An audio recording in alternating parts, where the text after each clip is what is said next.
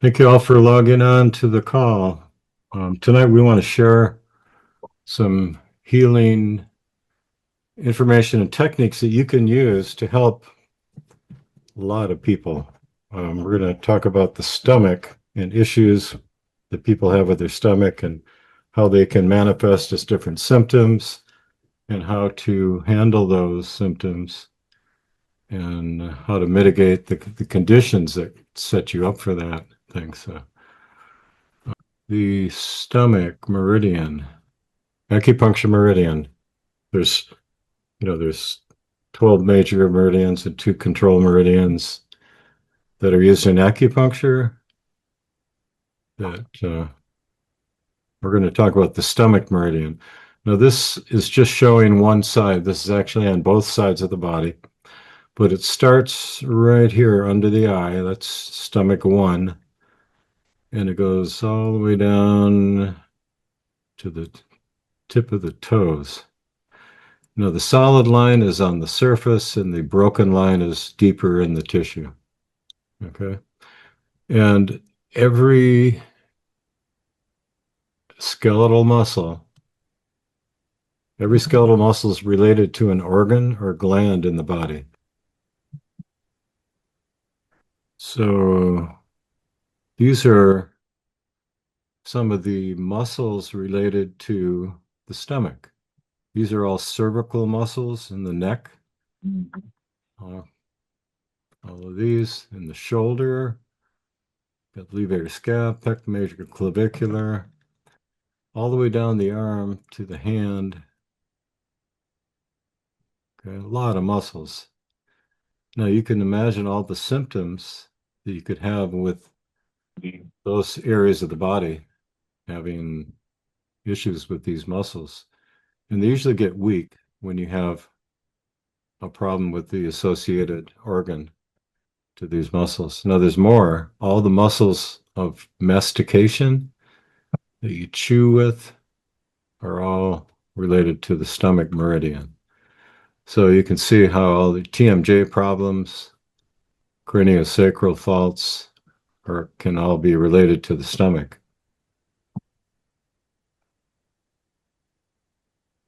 So the plot thickens. So what does the stomach do? Well, I'll let you talk about that. Just want Okay. to talk about these meridians. Now, anytime you have metal crossing the meridian, a meridian, it's going to short it out. It's going to block it. So there's all kinds of, just in the face right here, around the mouth. If you have metal bridges in the mouth, that can short these out. Okay. Coming down, see where the stomach meridian goes through the breast.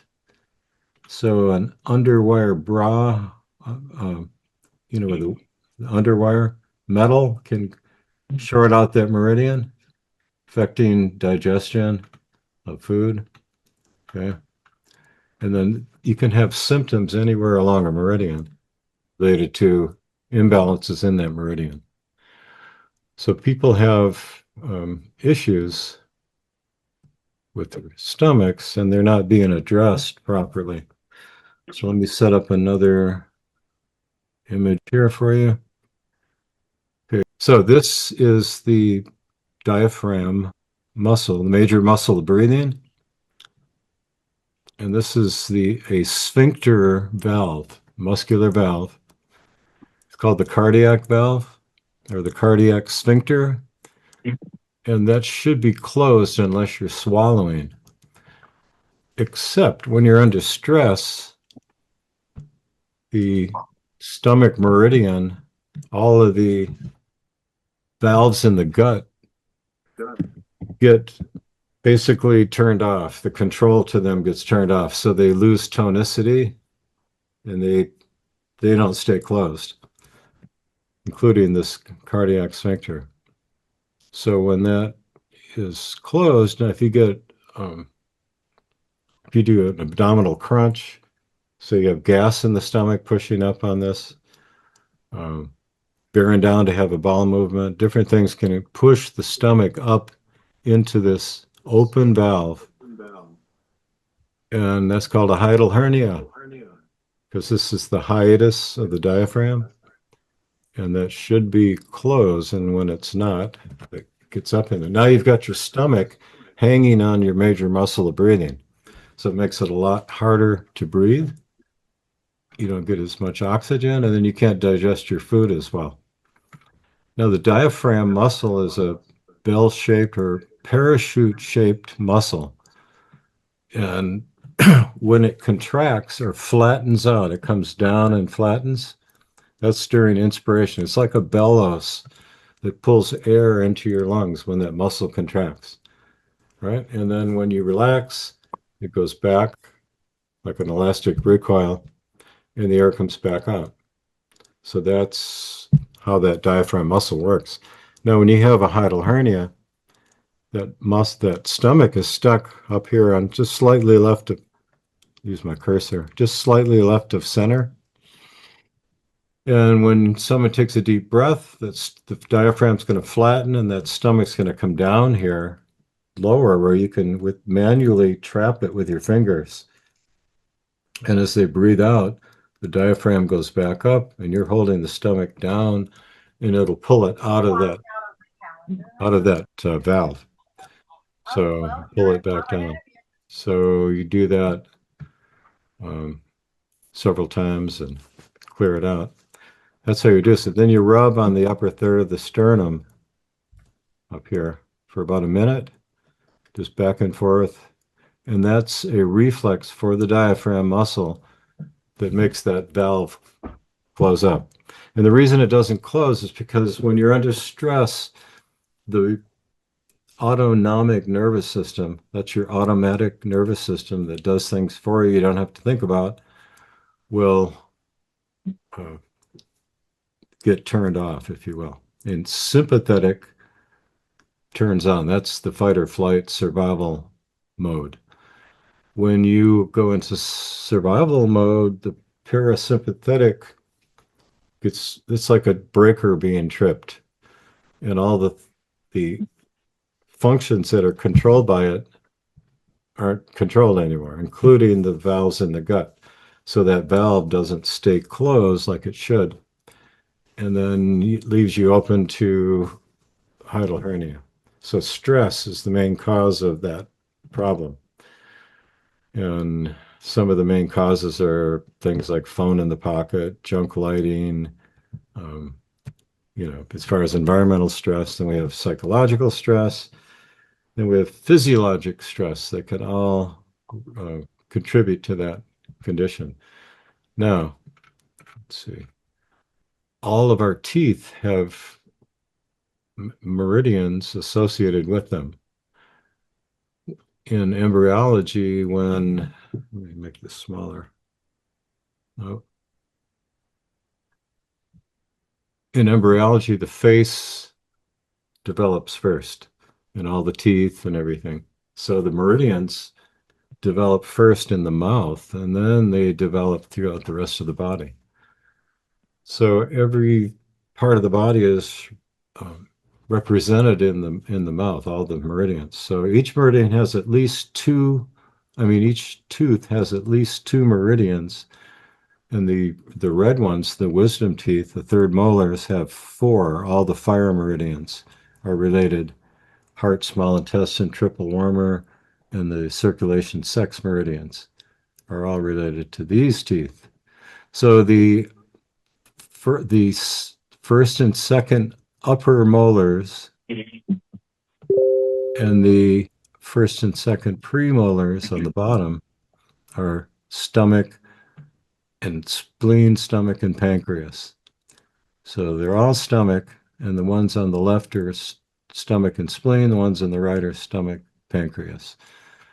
So these are often involved. Your 6-year molar, it's the first molar you get, often has problems in people when they get older. So this could be a start of a problem with the stomach, because anything that happens in the mouth can feed back to the associated organs in the body and the associated teeth. So conversely, anything happening in the body can reflex back to the mouth and predispose the teeth to problems that you end up having to go to a dentist. Now, it costs a lot of money for dental work, and then often you get bad dentistry and you got to pay again to get it redone right. So it can be very expensive. So we recommend that you go to a biological dentist, a holistic dentist, which understands how the mouth affects the whole body. And there's 1,800 materials used in dentistry. And if you've never had those in your body, you could react to them if they're placed in your body. So they need to be tested for biocompatibility for all these materials.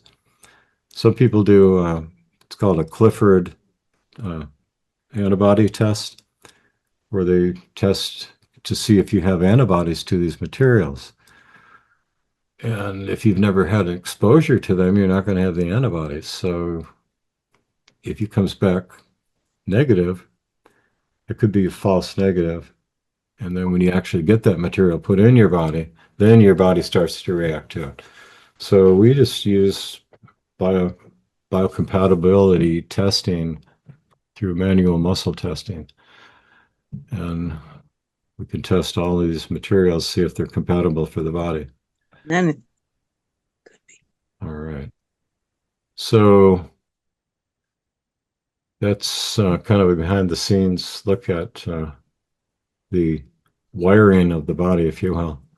Kerrie, do you want to talk more about the stomach? Sure.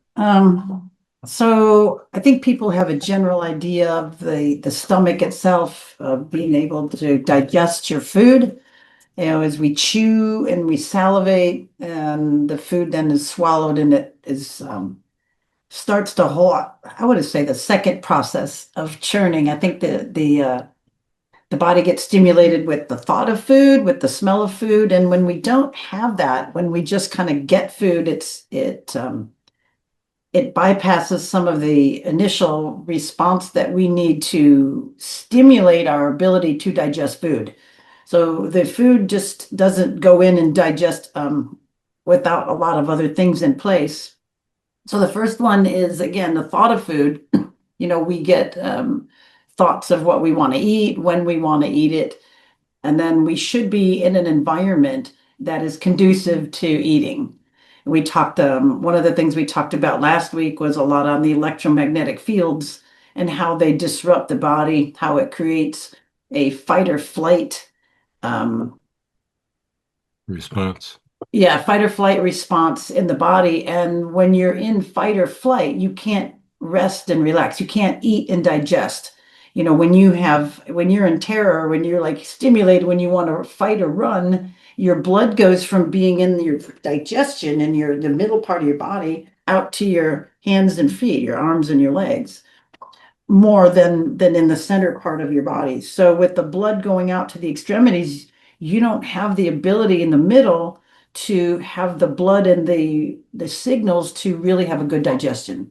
So if we are eating in an environment that is negative, if you're listening to negative things, if you are in a stressful environment, if you're eating while you're working, you're eating while you're driving, you're not totally digesting and you're starting to create the problem. So the first part of stomach is understanding, you know, we really need to eat differently than we do. You know, our stomach is not a garbage can. We don't just throw food in and then just don't think about it, which most of us probably do. And to some And level, it doesn't have its own teeth. there you go.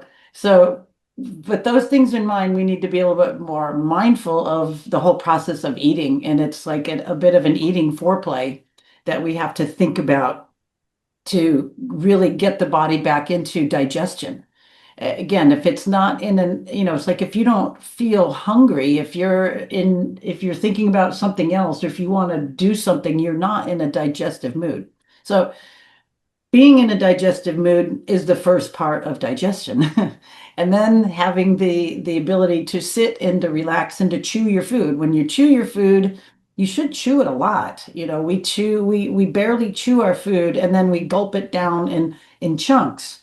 And the food doesn't get the ability to have the full mastication from your teeth. And when you chew, you're mixing the chewed food with saliva, which contains the first enzymes to start breaking it down. Because that food has to go into your cells. Okay, that banana or that hamburger or that steak or that beans and rice or whatever it is has to go from that dense substance to, small enough for your body to make all these body parts, all the cells. So we need to chew. And if you have problems with your teeth, and it may be a problem with chewing, as Bobby showed you some of the teeth that are on the meridians, those are some of the ones that show up as a problem with teeth. We'll come back to that. So back to the digestion. So getting the body prepared, having a stress as lower stress as possible when you are eating and digesting is the first part to digesting. And then chewing your food well, masticating your food so it can be swallowed and then move into the stomach. And you're creating a wave, all the chewing and the swallowing, you're creating a wave throughout the whole digestive tract, which is a lot of muscles to move it along. And if we ignore those first parts, then we're going to set ourselves up for more problems. So, okay, let's say that's all good. And we've got the food in our stomach and we need to let it absorb and chew, or to churn. The stomach is like, think of it like your washing machine. It moves and it churns and it cleans the clothes. And if you just wash your clothes with just water, I mean, it will get things clean, but it's better if you use different substances to help clean it further. I'm just Use some going to give soap. you some analogies. If we use some soap or some different, boron and other things, we'll get the clothes cleaner. So Right. it's like sometimes if we need to have digestive aids to help facilitate, like if your body's not making enzymes, if it's lower in making different substances to digest your food, then you were going to start to create problems. So what are some of those things? Some of those things are herbs, like digestive herbs, like bitters. Get my so different, you might have heard, but bitters like Swedish bitters, those are combinations of bitter herbs. And what they do is it stimulates the release of saliva. It stimulates the release of stomach acids. It stimulates the release of bile and different substances all the way through our digestive tract. People normally take them before the meal to help stimulate those organs to create the substances that it actually needs. Another substance or another things for, or I should say, there's another thing called digestive enzymes for digestion, and they are usually in a pill form. And an enzyme it speeds up reactions. And you will, like, if you look on different bottles of digestive enzymes, they'll say a word in front and then ASE after it. So protease, carbohydrates, or I should say amylase, or for fats, lipase, cellulase, break down the cell walls of plants, lots of different words like that, maltase, you'll go on and on. So these are substances that break down those components. So if you have trouble with maybe fats, you might need a substance that has more, or a digestive enzyme that has more lipase in it. If you maybe need more protein, digestion, that's something that has proteases. And again, I'm giving a quick overview of some of these. So those taken with the meals can help enhance the digestion as well. Those are digestive enzymes. Different from probiotics, because a lot of times people get digestive enzymes and probiotics mixed up. Probiotics are like planting your garden. They are beneficial bacteria. Okay, go ahead, Bobby. Just want to talk about hydrochloric acid. Um, Most people are hypochlorhydric. They don't have a strong enough hydrochloric acid, especially as we get older. And the main reason is we're not getting the building blocks to make the hydrochloric acid. We're not getting the minerals, calcium, chloride, and zinc to make hydrochloric acid. So one of the functions of hydrochloric acid is to sterilize the gut. when you eat foods, when we were hunter-gatherers, say, or just go in your garden and you pick something, you wipe it off and you eat it. So you're getting fungoids and bacteria and things that are everywhere.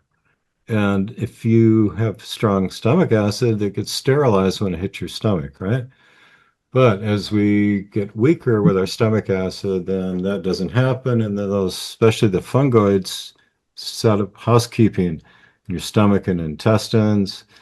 And you get conditions like SIBO, small intestinal bacterial overgrowth, um, Helicobacter pylori. If you don't have strong enough stomach acid to kill that, then it's going to proliferate and cause ulcerations and all kinds of problems. So stomach acid breaks down proteins. Also, it's the start of the first phase of protein digestion. Well, it's the second phase. First phase is chewing, as Kerrie said, because your stomach doesn't have teeth. You got to chew it in the mouth good. And then the protease, well, the hydrochloric acid in the stomach, then later in the small intestine, you get the protease from the pancreas, further breaking down those proteins. But if you don't have the hydrochloric acid in the stomach, then you're going to have problems with undigested proteins in a condition called leaky gut, hyperpermeable gut. These are going to get into the blood without being totally broken down like they should be. And then the immune system sees this as foreign protein and creates antibodies to those foreign proteins. Now you get food intolerances and allergies and things to those foods because of that. So the dominoes start falling in more directions. So I just wanted to add that in there. And it's so important to get those minerals. We need 60 minerals every day. Okay, I yield. Right. So yeah, definitely, it's like a vicious cycle. We need certain things to make the hydrochloric acid. We need to have salt in our diet so we can have the chloride to make hydrochloric acid. People are on salt restricted diets. That is one of the problems that starts to get created is like your loss of being able to make hydrochloric acid. So definitely some important functions of certain minerals to be able to make the hydrochloric acid in the stomach to begin with. Can I Uh, add one more thing real quick? sure. And then I want to share a screen if Okay. I don't know. When you don't have enough hydrochloric acid, then you get these symptoms. You get food fermenting in your gut instead of being digested. And that creates acids of fermentation. And that's misinterpreted by the medical doctors as too much hydrochloric acid. So they give you proton pump inhibitors and alkalizers to try to decrease the production of hydrochloric acid. And that makes the condition worse. Right. So you actually need more hydrochloric acid, not less. Okay, I yield. So there's a few different things when we're actually looking at stomach. So one, we're just talking about enhancing digestion, and then there's things when there's problems like GERD, reflux, hiatal hernia. So those are different sets of problems. So at the moment, we're talking about herbs to and substances to help create digestion, and we want to start with kind of with that, and then once we are a little bit more aware of that, then we can fix problems that ensue along the way. So there's a few herbs here like carminatives, which are herbs that relieve gas and bloating. So and I'll get to some things that cause that, but we would maybe have some things like this around the house, peppermint tea, fennel tea, or ginger. I like those pretty much all as tea. When I use ginger with people, I use the fresh root. I like to grate it and then squeeze that juice into water or something. So how much? I usually grate about a tablespoon of the fresh ginger and squeeze that into something to drink. Could be Pep tea. could yeah, you're making the tea. You're right. That is the tea. Like people sometimes use tea bags of things and they don't work as well. So I like the actual ginger juice. You squeeze that right in there. Way better, way better. And then fennel. You can chew on fennel seeds. You can have them around and just, chew them. Again, sometimes just the tea bag may not really get everything out of the fennel seed. They're just going to be in that warm water and it's really not going to break that open to get those volatile oils that help quell the gas.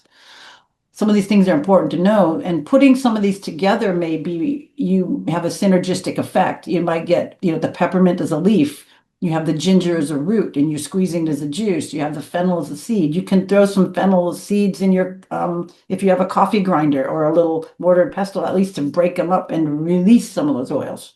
All right, so those different essential oils help to expel gas, relieve cramping, relax intestinal muscles. Some of the things that when people go, oh, my stomach hurts or my gut hurts, it's, you've got gas through the whole system. And a lot of times it has to go either out one way or another, but it creates pain and bloating and swelling and tension. So it's not to be overlooked.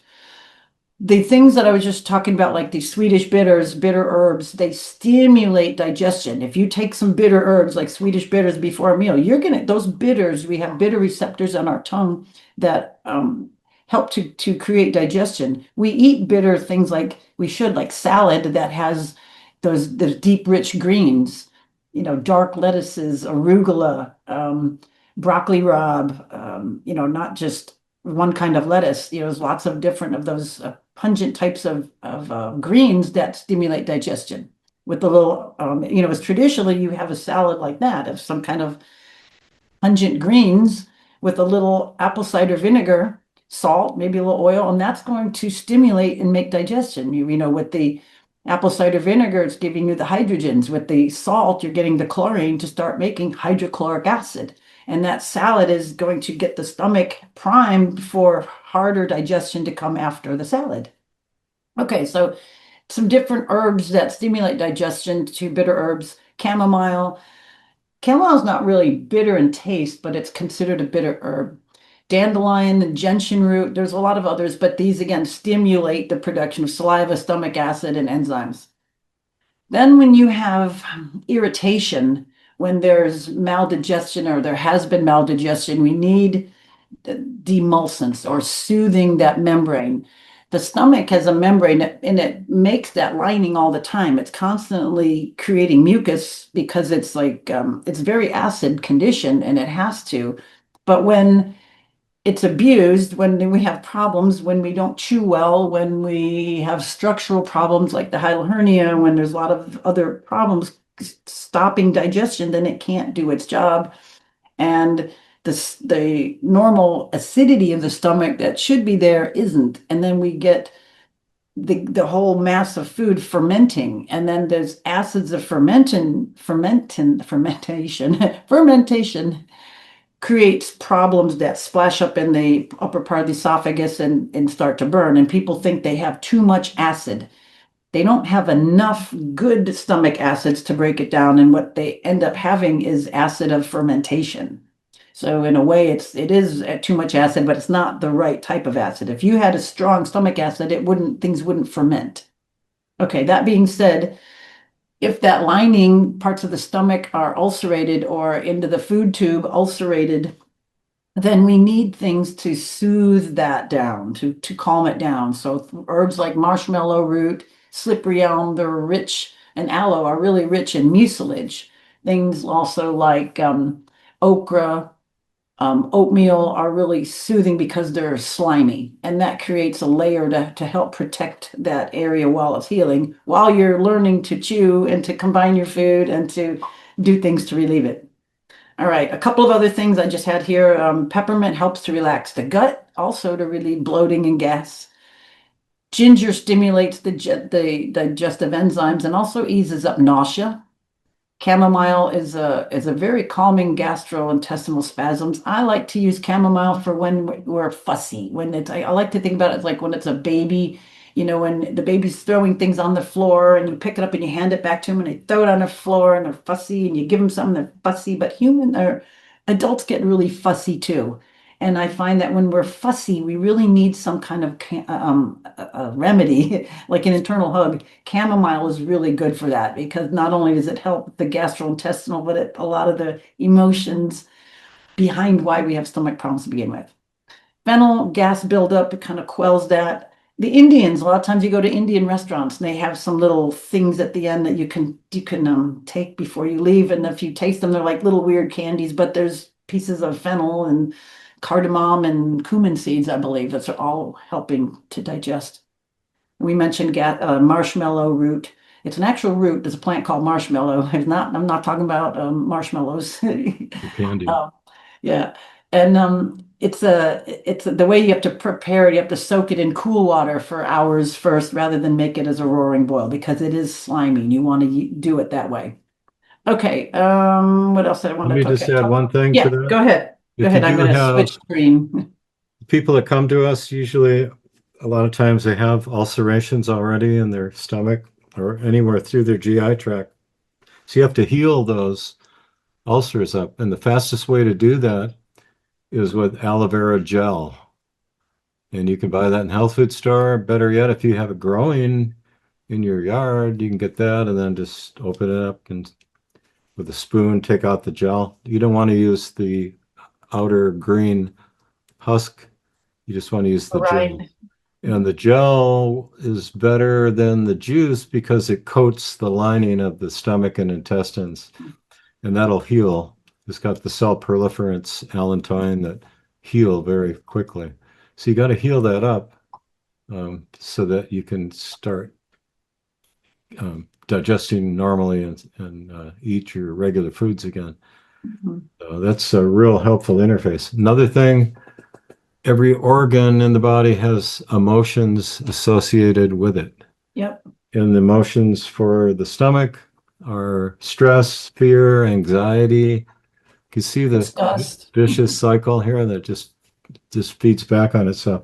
So when you've got hiatal hernia, when you've got hypochlorhydria, these conditions, the body interprets a lot of these as an injury, and it affects the adrenals, right? You get into this fight or flight response again.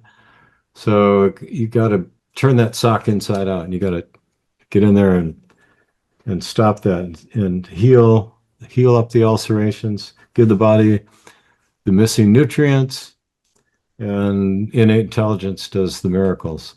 I'm son. Go ahead. Yeah, totally. All right, you were talking a little bit about emotions. Let's do a little bit on that. Let me share my screen. You can see some of this. Traditional Chinese medicine, Bobby mentioned that about the stomach meridian, worry, overthinking, anxiety, not being able to stomach something, being disgusted with something, because the stomach's responsible for both digesting physical food and life experiences. We can be stuck in loops of worry and mental overload.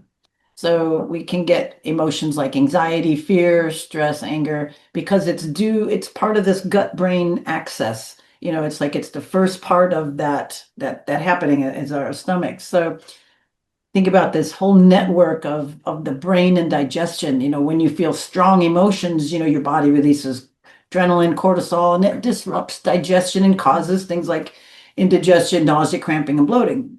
What did I talked about before? When we're under stress, the blood goes from being in the middle part of the body digesting out to the extremities. So it leaves where it needs to do its work. So if you're trying to digest and all of a sudden, whoop, goes away, what's going to happen? That's going to sit there and be like interrupted. But the body can't wait for things to come back in. So it's like, uh-oh, phase two in its warm environment. So it's like going to start to rot. It's going to start to ferment unless the body gets it out of there. So now instead of being nourished by food, we got to deal with poisoning ourselves because it's fermenting. It's rotting. It's got to be broken down some way. Then it goes down, any maldigested meal this can happen from. This can happen every day. And then once it leaves the stomach, it has to go through small intestine to try to be absorbed. And then whatever is left, it goes through the large intestine, the large bowel to be eliminated. So now we've created maybe toxicity where we should be giving us energy and substances to create our body. Now we've got to get rid of this crap, so to speak. We got to get rid of it, and it's not nourishing us nearly as well. So this is so important. Going back to digestion, the beginning things what I was talking about, making sure the environment is nice. It's like you want to chill and have a good, relaxing meal. Otherwise, it's probably almost better to have like a something that you don't have to digest very well, like a blender drink or something high in nutrient density and low caloric input, so you're not having to digest, but you're getting nutrients. Okay, so all of these emotions on the body. Okay, we've got what else I wanted to show you here. This is all pretty interesting, but this While just you're to go ahead. while you're gathering your thoughts, while you're eating, don't have the TV on, don't have the news or some negative stuff playing because that's going to affect you emotionally and affect how you digest. A lot of people don't think about that or don't have an argument at the table with your whoever you're dining with, Right because on. that's going to turn off digestion, put you in fight or flight, Right. and not be very fun. So it's important to think about all these things because it all has an effect on you. Totally, totally. And then some other things that affect the stomach, I was going to mention, are things like chewing gum. You're sitting there chewing gum, your body's thinking that food is coming down and nothing comes down. So it's like it's like you're getting all dressed up and then you nowhere to go. Yeah. So your stomach is waiting for food and it's creating gastric juices. We got enzymes coming in, and then it's like no food. The boy that cries wolf. So that's going to waste a lot of the ability that the stomach has to create enzymes if you're chewing And gum. and conversely, Bad thing. if you are taking supplements in with water or something, you're not chewing those like food. Normally, like Kerrie mentioned, it starts with smelling the food being prepared, and you go through these preparatory phases of digestion. She calls it food digestion foreplay. So if you're bypassing that, you're just putting the stuff in. What I like to do is just bring my teeth together like I'm chewing, and that sends a signal to the digestive tract that there's food coming and to start creating the digestive enzymes and stuff. Otherwise, all of a sudden there's this material in the stomach and you didn't have time to prepare for it. And so that can decrease the ability to digest and things too. Exactly. Exactly. So, um, all these little preparatory things and things that have snuck in that detract from our body's ability to digest. Okay, so we talked about those. We talked about oh, I know I was going to mention also. So, is you're getting the whole food preparation. Another thing that is very important with maybe not creating problems is understanding food timing and combining. The food combining is big. And I think people are starting to understand this as they're separating certain diets. Like right now, people are into a lot of the paleo and keto, which is protein based. So people are learning what protein foods are. And protein foods are mainly anything from an animal. Committee. Um, Jeez. um, Anything from an animal, anything like from dairy. Let's see, bigger sources are those like eggs, meat, cheese, and then lesser amounts, but yet you can still have vegetable proteins, things from extracts like tofu, tempeh, pea protein, and then combinations. If you get a protein meal, the body needs a certain amount of acid to break those down. It's a certain pH that happens when the body has more protein. We have to use certain enzymes to break those down. Okay, it requires more acids to break down proteins. On the other side, if we have starches or carbohydrates, um, any fruit, most vegetables are carbohydrates. Um, all of your grains are carbohydrates, and usually things from them. And when we're eating a carbohydrate meal, we don't need as much acid to break down the carbohydrates. It needs a little bit more alkaline environment, different enzymes to break down carbohydrates.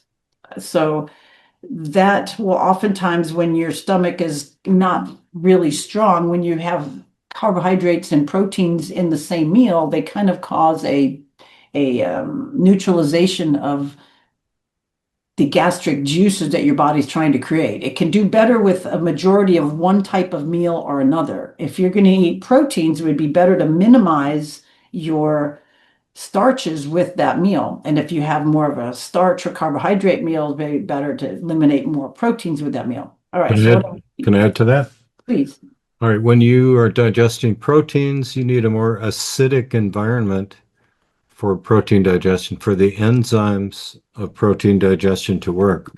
Carbohydrate digesting requires more alkaline environment for the enzymes to work. So your body naturally is more acidic early in the day, and in the afternoon it gets more alkaline. So it'd be better to eat your proteins earlier in the day when you're naturally more acidic, and then proteins take a long time. Fat takes the longest. Fats and proteins come packaged together in nature. So if you have your fats and proteins early, you got all day to digest them, and then have your carbohydrate meal later when your body's naturally more alkaline, then you'll do better. So the pH is important, and your mouth, when you're chewing your food, your mouth is alkaline, and then it goes to the stomach, which should be acid, and then it goes to the small intestine, which should be alkaline again. That's why you have bicarbonate produced in the pancreas and sodium. That's another thing. The sodium is the great alkalizer, and your stomach lining has sodium, a lot of sodium, protect it from the harsh hydrochloric acid. So if you're on a sodium deficient diet, if your MD got you afraid of minerals, got you afraid of salt, then you're going to be behind the eight ball in that respect. So the more sodium you get, the more protection you get. And then also your small intestine, it needs sodium. Your joints need sodium, the synovial fluid in your joints. You've been told that the sodium causes high blood pressure. When you go to the ER and you got high blood pressure, what do they give you? An IV with normal saline. One bag of normal saline has 9 grams of sodium in it. And you give you 1 or 2 at least, and your blood pressure comes down. So don't be afraid of the sodium. Your body needs it for alkalizing, among other things. Okay, so just wanted to bring up that. You got it. Right. And then the colon again should be acidic. So it's alkaline in the mouth, acid in the stomach, alkaline in the small intestine, acid in the large intestine. And if the pH isn't right, the enzymes can't work right because enzymes are pH sensitive. They have to have the right environment to work. So don't take alkaline water or baking soda and water with your meal because you want the stomach acidic. Take those away from meals, right? Okay, I yield. Yeah. So just a picture here, just as you can understand, chewing, and then this goes down this tube and then into the stomach, just so we kind of get an idea of that. Churns in the stomach, and then this part over here, this is the first part of the small intestine. So that's where food starts to get absorbed. You're not going to go totally into all that, but I just wanted to point that out. That's where the pyloric valve is. Right. And those are all little sphincters, or like your lips, it open and close, one a sphincter. All right, so we were talking a little bit about things with the stomach. Certain foods are better to be eaten away from each other. We said carbohydrates and proteins. So, like if you're going to eat a protein sandwich, it might be better to have it as a single piece of bread, and then the bread, the meat or the cheese or the protein or the peanut butter or whatever it is on there, not 2 pieces. That would be probably a lot better on your stomach. Or sometimes if you're really sensitive, maybe not any bread at all with that protein meal, maybe on a lettuce wrap or lettuce roll, just to give you some other ideas. How about pita? Something that's not as much bread, not as thick. Right, something thinner. So, right. And then you want to ditch the rice with that meal or the potato salad, and then you don't want to have fruit with it either. Fruit is a strong carbohydrate. But it's good on some levels, but it's high sugar, and you don't want that with a lot of other foods because it's so like sugar and watery kind of thing. I mean, good sugars, fruit, there's fiber, and a lot of to it. But what I'm saying is it's very simple to break down. And if there's other things in the stomach, that fruit wants to digest and break down, and it's going to hold back other things. So we got fermentation happening. So the fruit will ferment because it's being held back by the food that takes longer. Yeah. the sugars in it ferment. Right. So that if you're getting gas, bloating, different things, you might want to start looking at your meals like, oh, let me just, gosh, I have a banana in with my egg meal or something like, oh, okay. They might want to start to work at that, separate that out. Fruits by themselves. And then work at the protein and carbohydrate types of things. So we start looking at that, it's like maybe and then certain amounts are better than others. Like some people can eat a couple of eggs over easy and maybe one piece of toast. That might be fine. You soak up, the eggs with it. And other people that might like, I can't do that at all, so there's just different amounts and variances with it. But if you think of like a traditional breakfast, you've got eggs, you've got meats, you've got pancakes with syrup, maybe grits and toast. Here we got a food combining nightmare, and all the food again is gonna like overwhelming. It's way too much things. You know how you feel after a Thanksgiving meal? All of that types of food. So this is just because you can doesn't mean you should, right? Okay, so some of these are really important. Now, one other thing about foods, there's certain foods sometimes also that are problematic to people. Gluten is hugely problematic, especially since we've hybridized it so much. Gluten and wheat products in Europe that they haven't hybridized are way different than a lot of ours over here, but it's pretty much worldwide more than anything. So sometimes gluten and wheat products are very tenacious, very sticky, very hard to digest, especially since, again, we've hybridized these grains, which means that we've made them stickier and gluier. I'll just leave it at that. Sometimes dairy is also problematic to people, many different forms of dairy, although I like all foods have a place and a time and a space. But sometimes dairy is an issue for certain people. Sometimes you lose your ability to digest lactose when we get older, and it's a sugar and it can create ferment as well. So sometimes aged dairy is better, or sometimes no dairy. Sometimes other things that create gas are problems, like all of the cruciferous vegetables, although they're good on a lot of levels. If you're eating broccoli and cauliflower and cabbage and radishes or leeks, you're going to maybe get a lot of gas from that. And that might be creating a lot of digestive upset. Also, you could be, in beans, that beans can be very problematic for people. Beans and legumes, they have a sugar called raffinose. And that is, again, a certain type of sugar that sometimes is difficult to digest in certain guts. And It ferments. and it ferments. And sometimes certain nationalities, if your genetics aren't raised with eating certain types of beans or legumes, you may not do well with them. It's like my background, we didn't eat a lot of that, and I love them, but they don't love me. So certain things in the diet are particular, and I'm urging you to make notes and notice that. And a lot of things I have our patients do is have a little food diary, write down what you eat, and then either later in the day or the next day, maybe put a little smiley face or a frown or just straight across, just somehow that you reacted that, I did well with that, I didn't do well, or I don't know. This way you can keep track of a little bit of something. You should, gosh, every time I have peas, I get bloated, or every time I have cherries or mushrooms or whatever it is, I feel off or something. So this way you can start to track some of these, work it out, heal up the gut, and then work it back in. I think I went through these.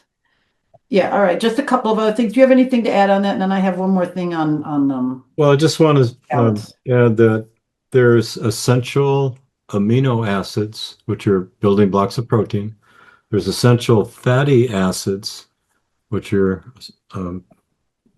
essential to the body, but there are no essential carbohydrates. The body doesn't need the carbohydrates. It can make carbohydrate from protein or fat through gluconeogenesis, but you don't really need the carbs. So you can get rid of the carbs and or cut them way down and usually do a lot better. So just wanted to add that. And then when you're done sharing, I'm going to show them a Okay. pressure point that you can do. Okay, great. Just one more thing here is just a few other things with the stomach and imbalance and thoughts. Because sometimes we get, when there's imbalance, we get cyclic thoughts come over and over. So it's back to this thing in your head. Or people pleasing too much, putting others too much ahead of yourself and not building, your own self-esteem and creating healthy boundaries. So some things to help this would be like receiving, um, um, being careful of being critical or struggling with judgment, and then overthinking and confusion. So being nurtured, fed, nourished, grounded, stable, again, these are like some of the herbs, your chamomile tea, it's like an inner hug. Some of the things, you want to create an environment that you feel safe to chew and to eat. And this is becoming nourished and nurtured. So this is part of creating this whole thing of really wanting to nurture yourself and eat. All right, I will yield and get rid of my screen. All right. So don't eat while you're upset. You've heard the term make me sick to my stomach, right? That's different from a pain in the neck or a pain in the ass or a thorn in the side. All those old expressions have actual applications. But I wanted to show you, I don't know if you can see my hand, this is my left hand. In the thumb web of the left hand, you can squeeze with your thumb and index finger that, and it'd probably be tender, especially if you got issues with the stomach. So as you work that, we work this on patients, and it'll release those spasmed valves, especially if you've got nausea, feel like you're going to throw up, you can just start working that and breathing, and it'll often relax that. Also on the left side of your chest, a few inches above the nipple, there's a reflex for the stomach, and you can rub that for 30 to 60 seconds. And when you rub a reflex, it brings more parasympathetic nerve energy to the associated organ or gland. So usually people are stressed out, and they've got a lot of sympathetic influence, which means lack of parasympathetic, because the stomach runs on parasympathetic, and parasympathetic breaker trips when you're under stress, and sympathetic takes over, right? And the dominoes start falling. So that left thumb web is really helpful for stomach issues. You got to do it hard enough though, and it hurts. And that's what we got to do it where it hurts to get the benefit. All right. Just Anything else? bringing us near the end, I'd like for you to talk a little bit about the jurisdiction, but I just wanted to mention, tie this back to the muscles that you said in the beginning. A lot of the different muscles and things that we have are on the stomach meridian that Bobby showed you to begin with. So when we have chronic problems, we can have wrist problems because a lot of those muscles are in the hand. We get carpal tunnel. We have TMJ problems and symptoms because a lot of those muscles from the stomach are, make the chewing muscles of mastication. We could get stoop shoulder, lean forward. We can get the turtleneck where your neck is forward. These muscles weaken over time, and we can create different symptoms. Those are those muscles that Bobby was mentioning. So if we see some of these symptoms in people, we can understand that. And when we get balance back into that system, some of those physical symptoms can go away. All right. If you remember the skeletal muscles I showed you the chart that relate to the stomach, there's a lot of them. And whenever somebody's complaining of neck issues, shoulder, arm, hand, I always think stomach. So you check for hiatal hernia, stomach issues first before you try to adjust them or correct any of those structural problems, because all the musculature then is much more balanced and relaxed, and it's not splinting and guarding and things. So, there's those a are lot all of important stomach. issues. Yeah, totally. And I'm going to add to the chat a book that I just put together. It's called Dial MD for Murder. You remember the movie Dial M for Murder? This is a Dial MD for Murder. And it's a fictional account of physicians on trial for committing medical mayhem against their patients. So you're welcome to read that and share it with anybody. And then I have a link, another link there you can click on. So let me put that in the chat. All right. Do y'all see that? Yes. Okay. Right. Good. Last little bit, can you just talk, I mean, we could talk a lot about stomach. We'll probably do a part 2. We'll talk a little bit about, actually, maybe we'll do a webinar. It'd probably be good on teaching people how to bring the hiatal hernia down, doing some of these things that we can do. But it's Right, really, reducing the hiatal hernia. right. I But there's touched a on that. lot. Yeah, you did.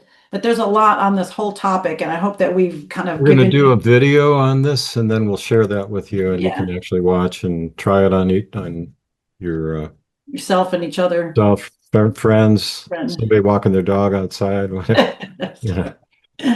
So And if you don't mind sharing just a little bit on jurisdiction, I know we did a lot on let's the do stomach that tonight. next week Want to because go on it? we Okay. went over time tonight. Yeah. Yeah. So there was a big topic on the stomach, and I hope we've opened up a little bit on how to start addressing this big problem and turn it around. The stomach renews itself quickly. These problems can be done quickly and worked out and have a lot of effects right away. If you just start doing some of those first few things we talked about, a big difference can be made. Do you have anything else you'd like to share, Bobby? I don't actually. Just want to mention next week, we're talking about secret brain function and memory techniques. We'll be talking about hydration, sunlight, and methylene blue. Not to be missed. This is really good stuff on learning about this new tool here. Thank you all for All getting on the call, and y'all keep the light shining. right. Bye See for you next now. week. Will Thanks the for being link here. be the same for next week? Yes, Okay, thank you. you're Sure. welcome.